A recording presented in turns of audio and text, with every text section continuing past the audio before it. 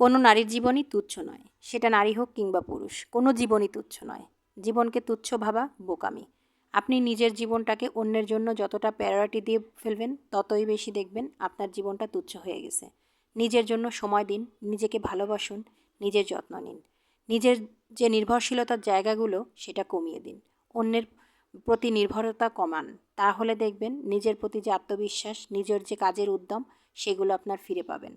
আর আপনি যত বেশি নিজেকে গুটিয়ে রাখবেন, নিজেকে পরিসরে ভাববেন, অন্যের জন্য নিজের জীবন বিলিয়ে দিবেন, সব কিছুতে অন্যের উপর নির্ভর করবেন, ভরসা করবেন, তাহলে দেখবেন আপনার কোনো কিছুর মায়া আর থাকবে না। সন্তান কিংবা প্রিয়জন কিংবা প্রিয় মানুষ কেউই জীবনে ভ্যালু পাবে না। আর সেই ভ্যালুর জায়গা থেকে আপনাকে অবশ্যই নিজেকে ভালোবাসতে হবে। আপনি নিজের জন্য যতটা করবেন, তারপর অন্যের জন্য ভাববেন।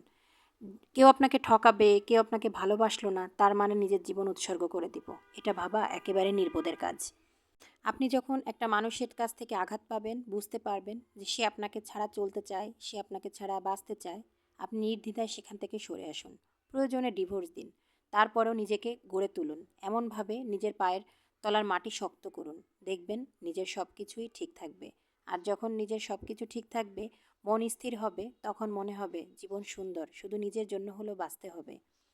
আপনি হয়তো ডিপ্রেশনে থেকে নিজের জীবনকে উৎসর্গ করবেন, কিন্তু যখন আত্মহত্যা করে নিজের জীবন ত্যাগ করবেন, দুনিয়ার মায়া ছেড়ে যাবেন, কেউ আপনাকে সারা জীবন মনে রাখবে না।